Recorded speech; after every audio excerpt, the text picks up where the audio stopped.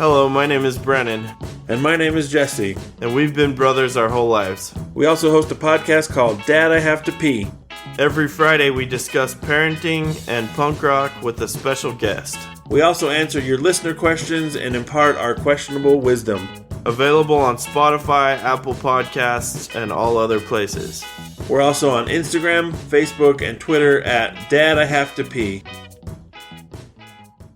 True Consequences is a true crime and mystery podcast with stories based in New Mexico and the American Desert Southwest. I'm your host, Eric Carter-Landin. I need to thank my sponsors for today, the Downtown Growers Market. You can access local food at the Downtown Growers Market using your EBT or SNAP benefits. And the best part about that, they're going to double up your food bucks, which means you're going to get to spend half the money and get twice as much amazing local food. So go check them out. They are every Saturday from 8 to noon at Robinson Park, 8th and Central. Thank you so much to the Downtown Growers Market for sponsoring today's show. On September 15th, 2017, a young man was found dead in the arroyo near the intersections of Richmond and Candelaria in Albuquerque, New Mexico. This person was the third in a series of seemingly similar killings that happened in Albuquerque that year. Police told the media in a press conference that all three men were living transient lifestyles. They were all stabbed and were all staged in the same manner. Was there a spree killer on the loose in Albuquerque in the fall of 2017? Or were these three random killings? I'm Eric Carter-Landin, and this is True Consequences.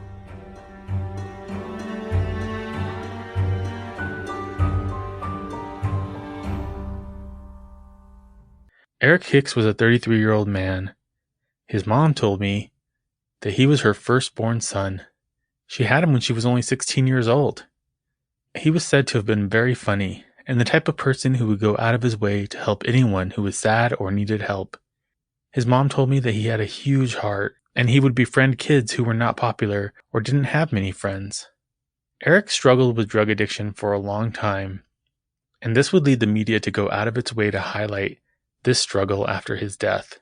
Listen now to his mom as she tells me about her son and what he meant to her. So tell me about your son. Tell me about what he meant to you and what you remember about him. Okay, I remember the day he was born. He was my firstborn son, and I was only 16. So we kind of grew up together, but he was my son and I was his mother. And no matter how much we got into together as he got older, that line was never really crossed. You know, he always knew. He could be a butt sometimes, but he always knew that I was the mom and he was the son. And sometimes it got crossed a little bit, but not really. He was funny. He was so funny. And he was athletic and he was artistic. He could draw. He had a plaque up in the high school for long jump. He was tall and lanky, so he had a long jump.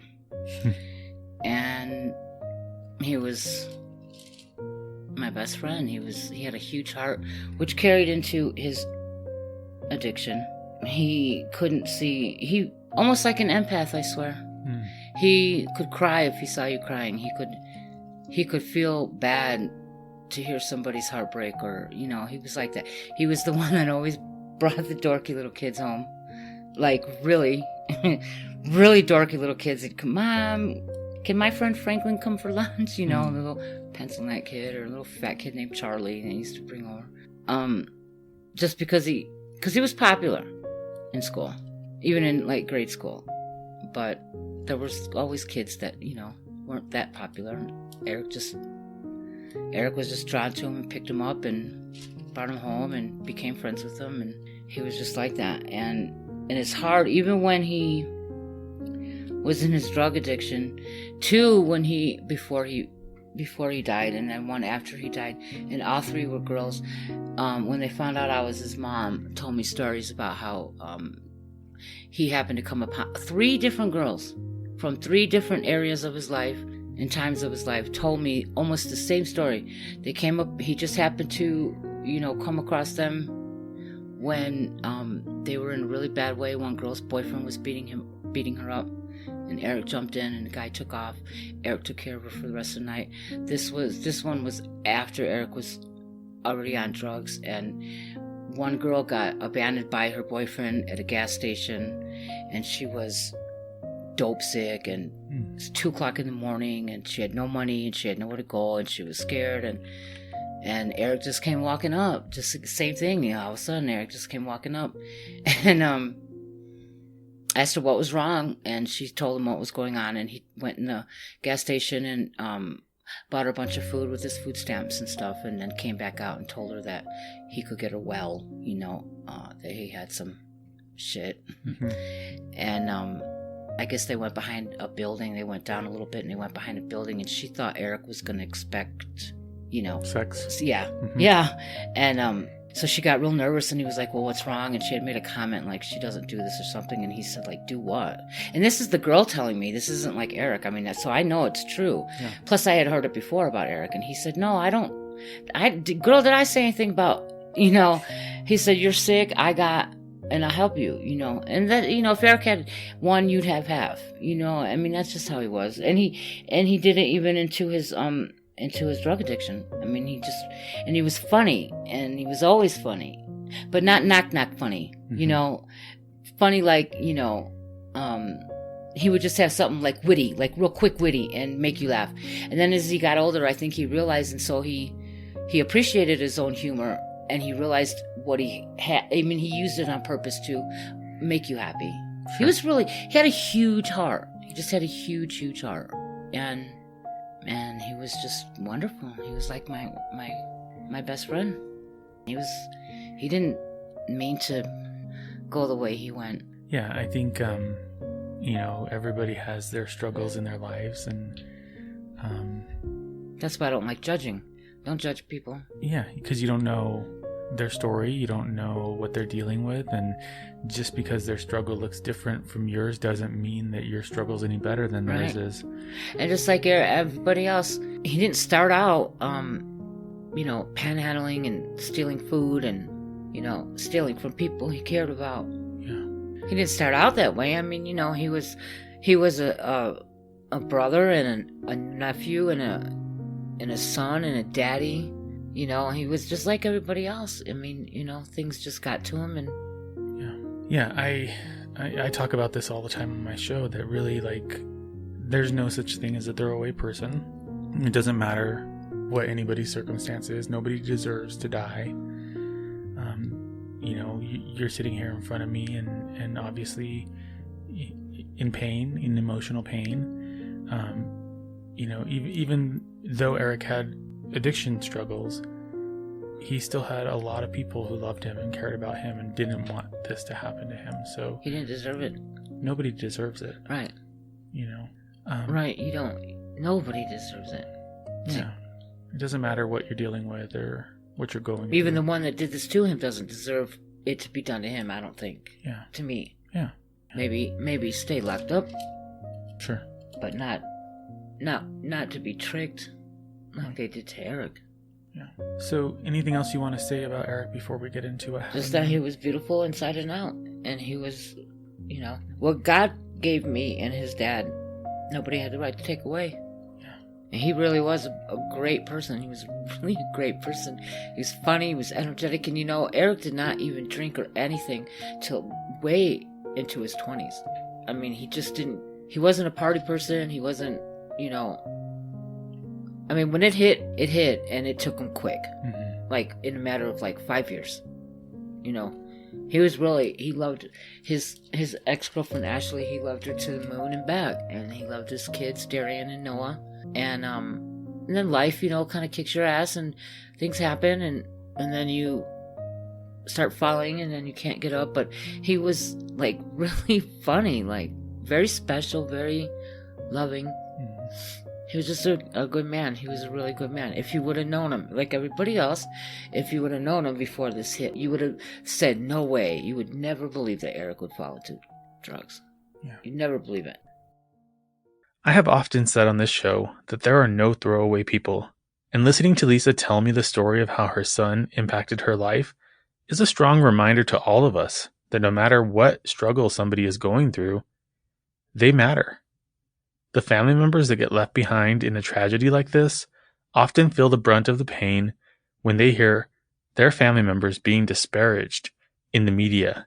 Lisa will never get back that relationship with her son that she loves and misses every day. He didn't deserve to die, and he didn't deserve to be treated poorly in death either. Can we talk about the day Eric died?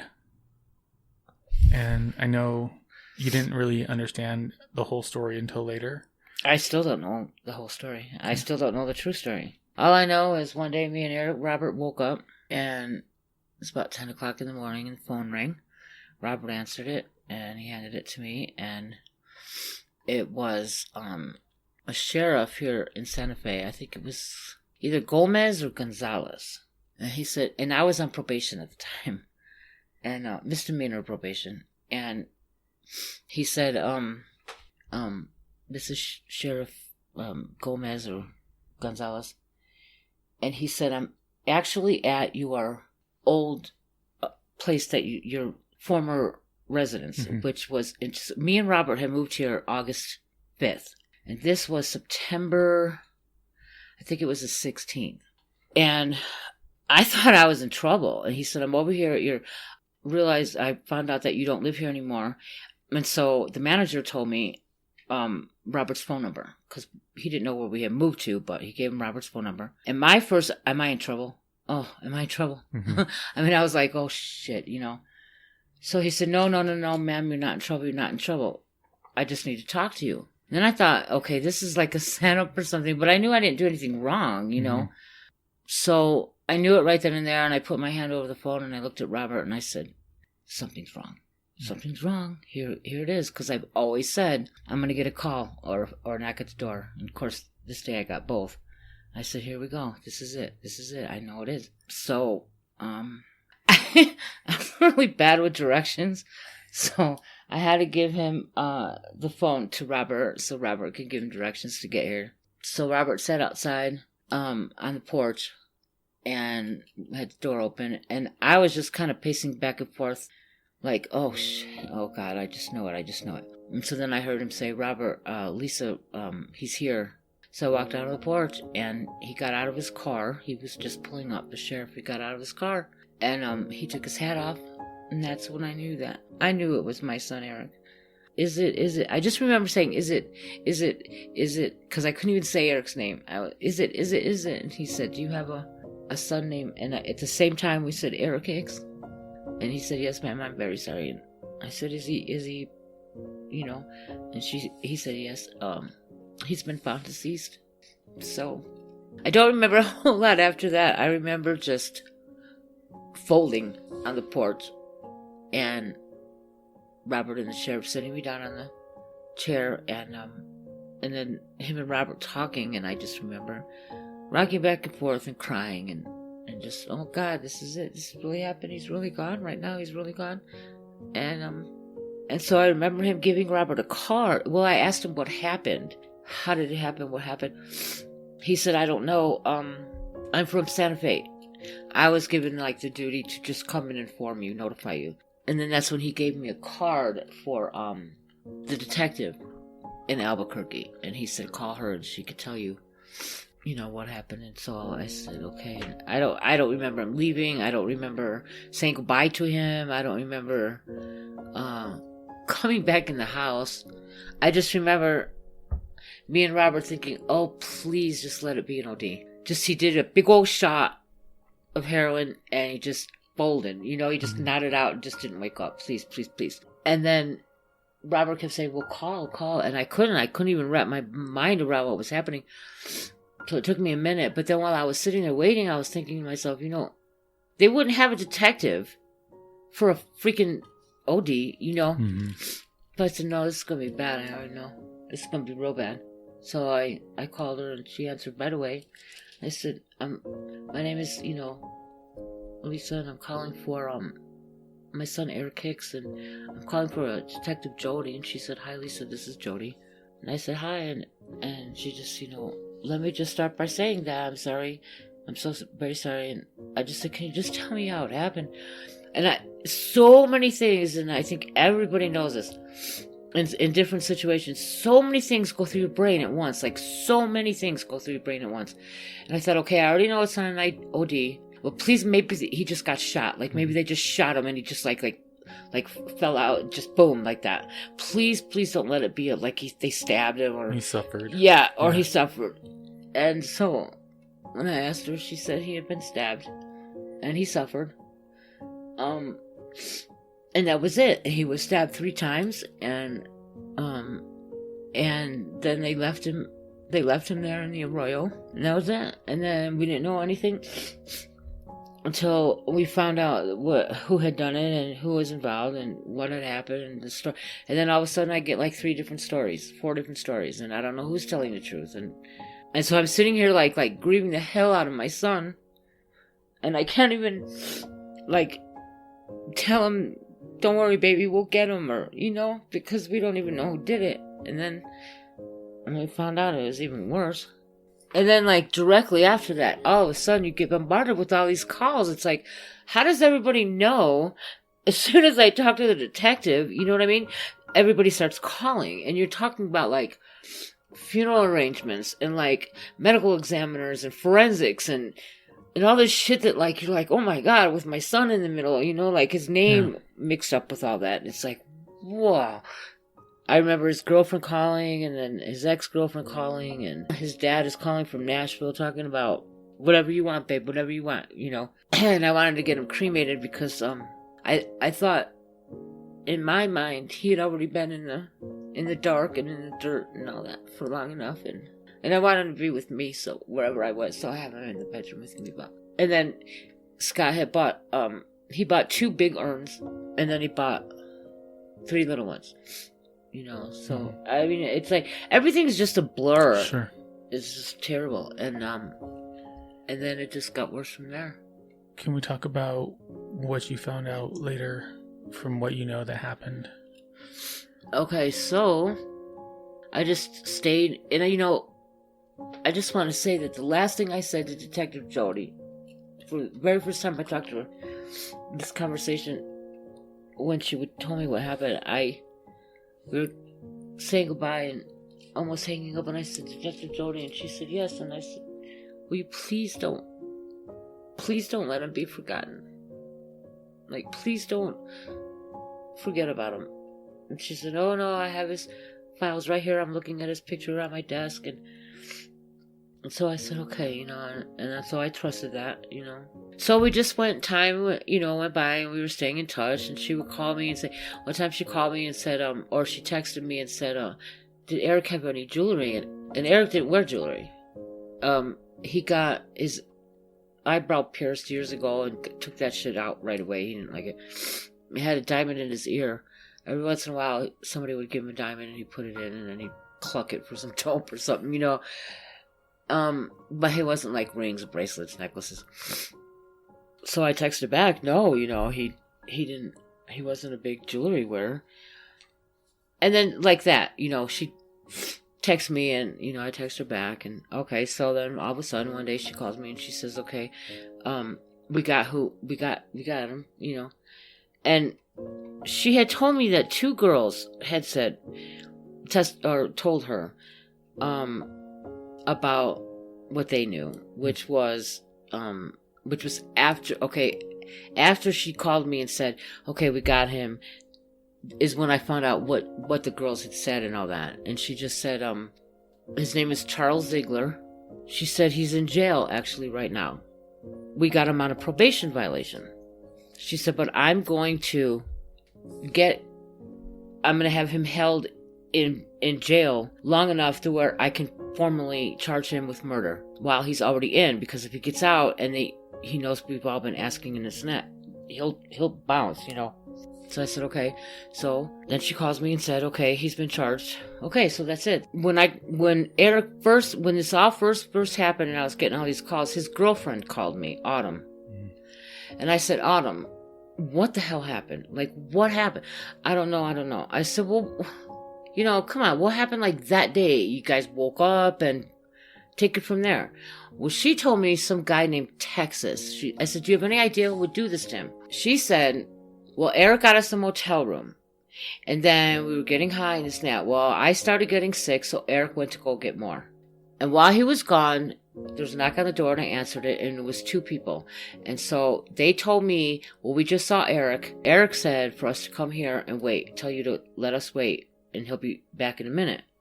And then the next thing I remember her saying was, well, then it got to be like really late and the sun was coming up. So I went to look for him. I went walking, and she saw a bunch of like a big old crowd and cops and all kinds.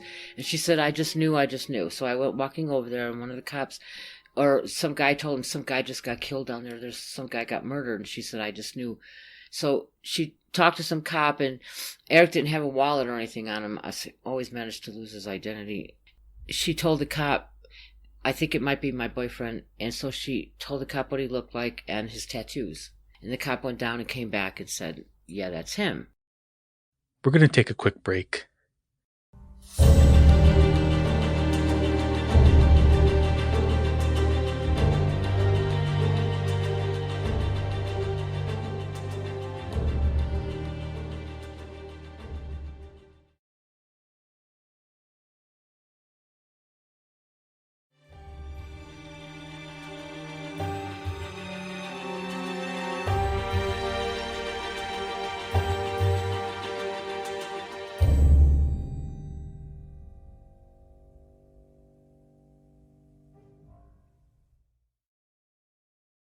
And we're back. According to news sources, it was believed that Eric had taken some drugs from a man who was known on the streets as Texas, or Solid. And that person was none other than Charles Ziegler. This information was given to police by Eric's girlfriend at the time. At the same time that all of this was happening, Eric's brother was in jail. And he just happened to turn on the TV that his dad had given to him, and as the news came on, he learned that his brother had been murdered by watching the news in his jail cell. He said, I swear to God, Mama, I lay down on my bed and I put on my TV. And first thing I saw was the news saying, dead man found on Albuquerque bike trail has been identified as Eric Scott Hicks. That's how he found out about his brother. God. He said, okay, so then Eric started, and everybody was questioning Aram. It was like, Aram. And he's like, well, did you ask that? And I was like, I can't even think straight right now. You know what I mean? I don't know what questions to ask. I'm just like totally depending on the system, to help me, right? And he said, well, did he have defensive wounds? Because my son, Eric, Justin, knows about that kind of stuff, And I said, I don't know, Justin, I didn't ask, So anyway, so then it turned out that this was the guy Texas. When Detective Jody told me, it was this guy named Texas. And then I said, well, like what? And she's like, well, I'm going to find out more and this and that. Okay, so then like not long after that, I get a call that says, here's what happened. She said, the plan was, and this is almost like, there's certain things you just don't forget word for word. Mm-hmm. I could swear this is word for word, almost just about word for word. The plan was they were going to lure him into the arroyo, beat him up until he was unconscious, and then rob him. And my first thought, well, what the fuck are you going to rob from a street junkie? Mm-hmm. What the hell are you going to rob him? Okay? But then I went back to when Autumn told me what happened. I said, well, do you think somebody robbed him? Like they saw him coming out of the dope house or the dope motel or whatever, and they followed him and robbed him? And she said, no, because the dope was still in his pocket. So I said, well, then why would they kill him? She says, the detective Jody says, okay, well, they were going to rob him and it went bad. And he got killed. Okay, so now I'm sitting here thinking that my poor son was lured into the arroyo and they were surrounding him, and then I'm thinking he realized that, oh my God, he can't get out of it. He's gonna fucking die, like, did he think about me or his brother or his kids, or did he know that this time, he had gotten beat up a few times out there, Sure. I mean, it happens. Did he know when he got there and he realized however they lured him, which is probably like, oh man, you want to do a shot or something? Did he get there and then get surrounded and realize that this was a setup and he was tricked.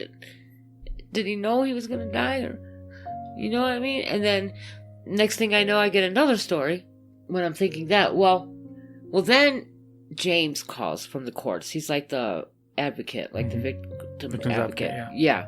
So he calls me and he's telling me, you know, this and that. Okay, so they're going to get him on 5 charges. Murder, 1, like premeditated murder, tampering with evidence, because apparently he like broke the knife and all that in 3 parts and all that. Tampering with witnesses, because they had him on tape in the county jail in MDC telling people, if they ask you questions, don't tell them shit. Then they had these 2 girls and that said that he admitted, I just killed Eric, or I just left him for dead, or whatever. Okay, so, I mean, you can see how confusing this is. I mean, it's like, oh my God. Okay, so then, murder 1, tampering with evidence, tampering with witness, and 2 more. Okay, they had 5 charges. And I'll never forget the day James told me that, because I was in the bathtub and Robert brought me the phone and said, here, it's James. Now, they wouldn't give Robert any information. Was in the bathtub talking to James, and James said, 5 charges. Now, this is the court date in Albuquerque. If you can't make it, that's okay. You don't need to be there. It's just gonna... And he told me, I remember him specifically saying, the grand jury, they can take charges away if they don't think that it's worth, you know, or they can... Add more. Yeah, add more. Exactly. So I said, okay. And he said, if you show up, you know, I'll find you or whatever. If not, I'll call you. Robert came home from work, and first thing he said, James called, here's the phone. He said, because he couldn't give him any specifics, but he said, he just told me to tell you we got him on all 5. And I was like, oh my God, all 5. Okay. Oh, vindication, justice. Yeah. Justice for Eric, okay? Yeah. So then, I don't even know how long it was later. I get a call one day, phone rings, I answer it. It's some woman. She says, I'm the DA, I'm the prosecutor. We're giving him a deal for 2nd-degree murder. I mean, right? I wanted to faint. I was like, I don't understand what you're saying. You know, like, I don't get it. What do you mean? You know, well, the 2 girls that gave their statements during the interview, you know, like, investigation, well, they lawyered up. And so they're not going to be credible anymore. And I said, I don't get it. Like, didn't they go in and be interrogated? Don't they, like, get videoed, or, like, they write it down in their own words? I mean, I've watched enough fucking Law and Order to know that, you know what I mean? Like, okay, so, I mean, both of them, really? Both of them? Of course they want lawyers now. They're going to court for a murder trial, you know? Yeah, and having a lawyer doesn't mean you're not credible. Yeah, what is it? That's what I'm saying. Like, what do you mean? Because they're getting lawyers, they're not credible. I don't understand. Well, and also, well, I can't, there's no evidence there. I can't find a forensic, I can't find a hair, I can't find a drop of blood that doesn't remember, like, isn't Eric, you know. You mean to tell me that these junky ass heroin motherfuckers pulled off the perfect fucking crime? Really? In an arroyo, just like that. Like, who killed John Bonet? I don't know. Who killed Eric? All these, we're gonna go at forever? We don't know who did it, because not only did they admit it, not only do they have witnesses, not only were there other people involved, not only did they get caught on the fucking tape from jail telling people, you have no, okay, not throwing the knife away, breaking it into 3 pieces, not the girls. Then I find this in the report that you can find on the internet. Some guy told him, well, don't use a gun because it makes too much noise. Well, if you were just going to go beat him up, what the fuck are you being a gun for? I want to die of a broken heart from this, because my son is not getting justice. He's not getting justice. If this was that DA's son, oh my God, really? If this was a judge's son, really? This would be happening right now?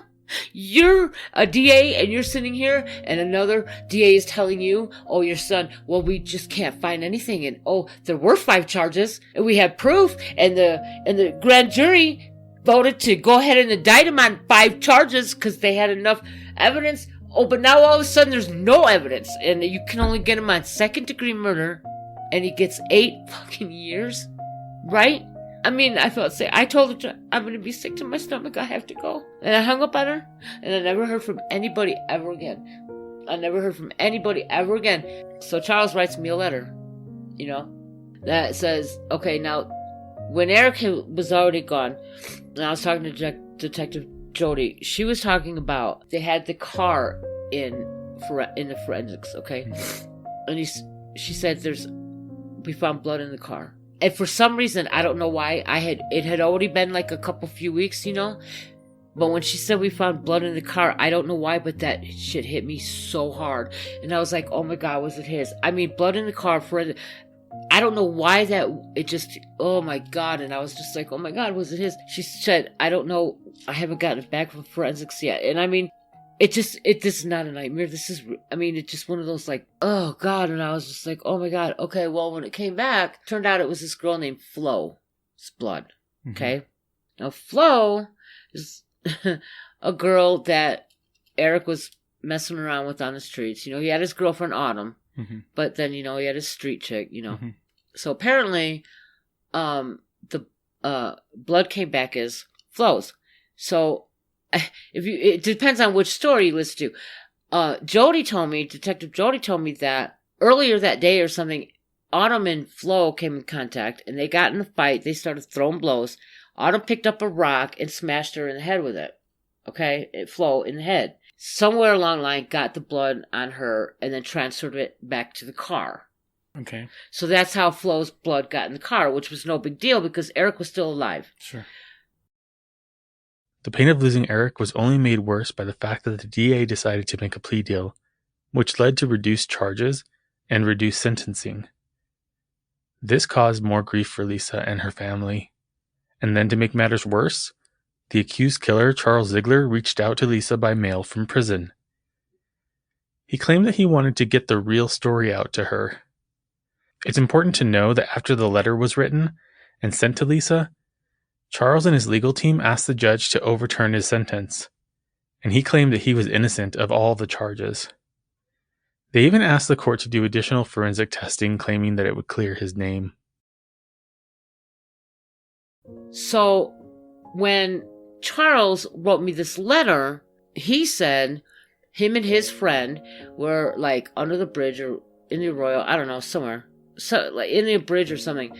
And here comes Flo walking up, and she was like bloodied on her face, and her lip was already busted, and her eyes were already getting black, and her face was swollen.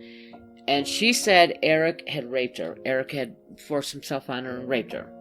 And she was all tore back. And he's like, please believe me, because she was really bloody. And, and so she was really saying about, I know everybody would say, but my son is not, okay? Would never, ever, ever.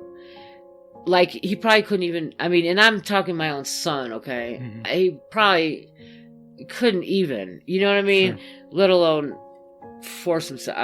It's just so obnoxiously ridiculous that I knew right then, as I was reading it, it was bullshit. So they went to look for him, Charles and this friend of his, and it didn't say if she went with or whatever, but they found him, and only until recently did I see go further on the internet to see that there's somebody put on the bridge, rest in peace Eric, like tagged it, and then there was and it even says there's two pieces of board put into a cross where Eric's body was found. Okay, so that's right where they found him, and they confronted him, and Charles says in the letter, we walked up to him and we were like, hey, Eric, what's going on? And he said, I don't know what he was doing, but he turned around and he whipped out a knife. But another story is that he stole a bunch of dope from a dealer. And he was told to watch his back. That's a quote. Right. Watch your back. So if he was carrying a knife, it was to protect himself. You know what I mean? But Eric he didn't have it. Have you ever gotten in a fight and you just can't give it your all because you just can't do it? You just don't have it in you? Okay, that's Eric. If he was fighting for his life, maybe, but I don't think they just came up to him and were like, hey, Eric, what happened, like Flo said, and he just turned around and whipped out a knife and just started lashing out at them. And then that's what he said that he did. And then he was like, Eric, man, chill out. quote unquote, I mean, I can get you the letter, that he said, Eric, chill, bro, because this isn't going to fucking turn out good. Okay, if you keep, and Eric just, was like, going crazy with the knife. And all of a sudden, okay, his friend, Charles's friend, that was his left hand got cut. That Eric cut his left hand. And then Charles, with his knife. So they were going at it. And then they noticed that Eric was bleeding. And they were like, come on, bro. Let me take you to the hospital. And Eric was like, no, fuck you, man. You know what I mean? And so they were like, fine. And they left. And then somewhere along the line, Eric just folded and died. Which is just the most bullshit story I've ever heard in my life. Because even Eric, if you're bleeding profusely, they stabbed him 3 times. Yeah. Okay, if you're bleeding like that, you're automatically going to start feeling dizzy. I mean, you know what I mean? You're going to fight for your own life. Yeah, man. You know what I mean? And then what are you going to do? Take him to the hospital and admit that you stabbed him? I mean, come on. You know what I'm saying? It's all. So that's like 3-4 different stories. Sure. And then all I know is in the end, son of a bitch got 8 years. Nobody else got arrested. All the people that were involved didn't get arrested. And then the 2 other people. The 2 other ones that were killed, 3 of them within 4 months in the same area, okay? Homeless, drug addicts, and their bodies were positioned the same way.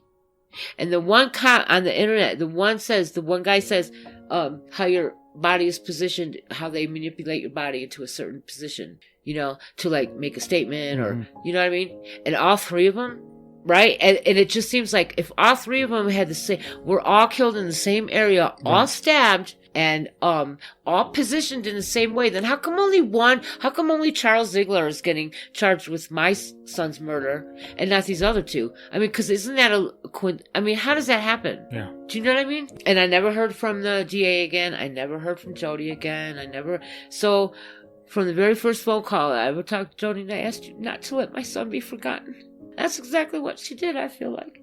I feel like she let him be. And then in the news, everything's... he was a junkie and he was found in the Walmart with a needle hanging out of his arm, passed out. And he was put in jail for stealing jerky and Pop-Tarts, So you can't say anything about how he left 3 beautiful children?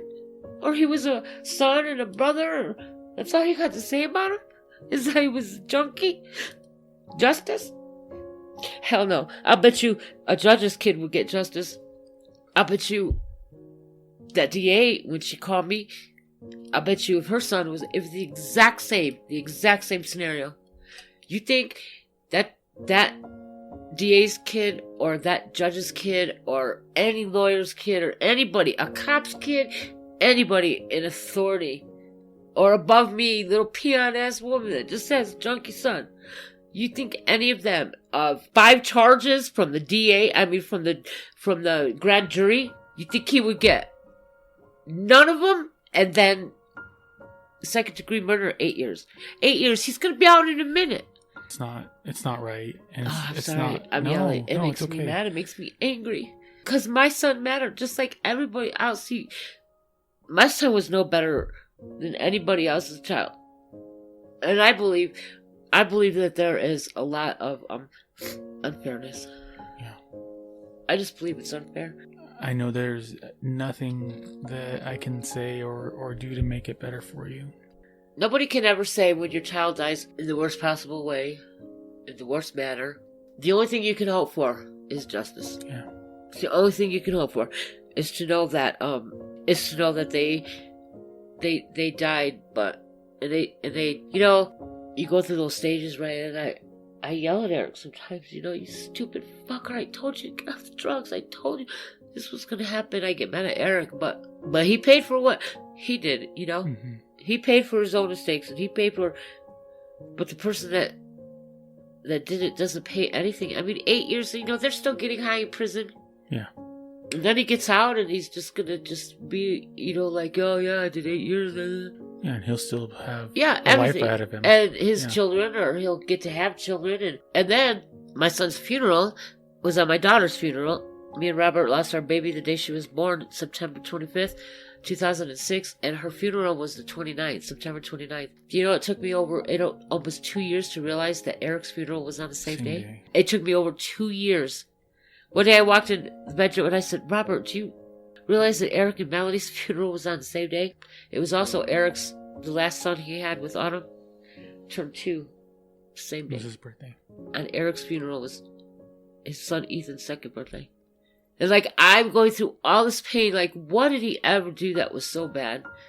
Like, it's so bad that he stole dope. If that's the reason, okay, it's so bad that he stole dope. Well, what is it that you murdered him? I mean, Is that better? Or, you know what I mean? Like, what did I ever do to you? What did he ever do that bad? Beat him up, unconscious, and rob him.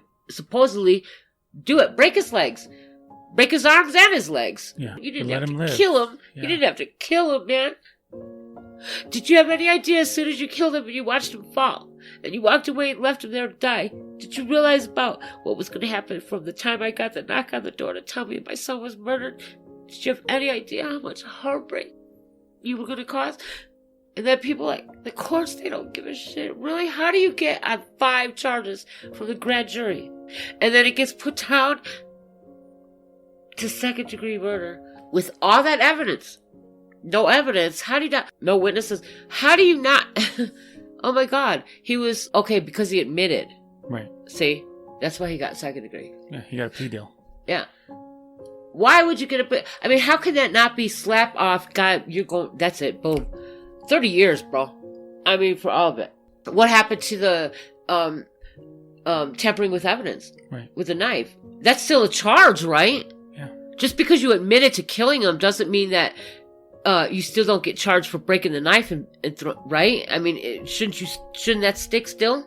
Or tampering with witnesses, which you are on tape from the jail. You are on the county jail tape telling people, don't tell them shit, don't tell them shit. All of that is provable. All that's provable, and it doesn't... Yeah, but he can't be charged again, so for whatever reason they didn't prove it.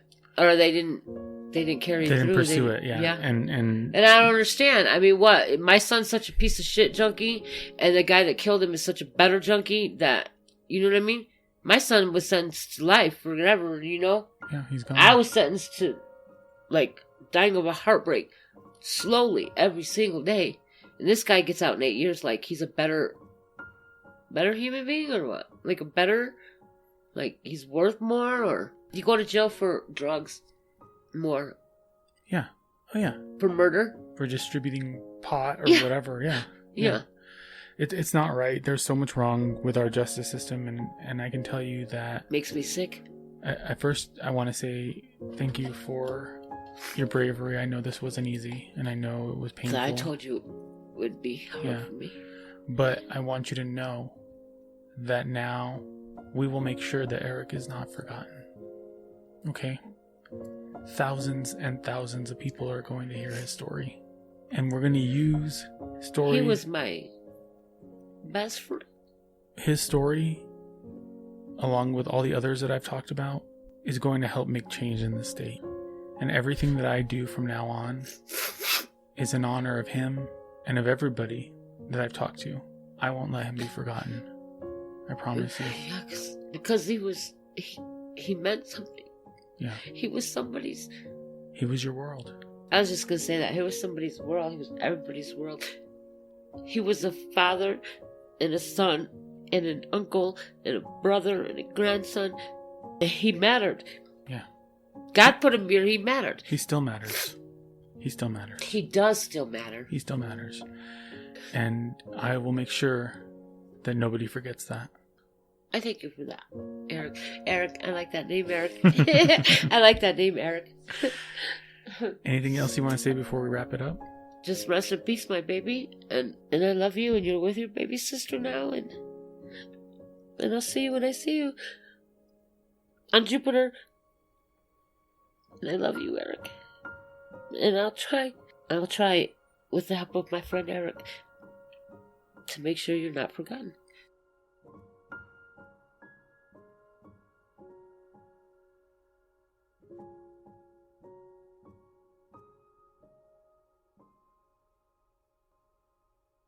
Thanks for listening to True Consequences. Follow me on Facebook and Instagram at True Consequences Pod, and on Twitter at TrueConsPod.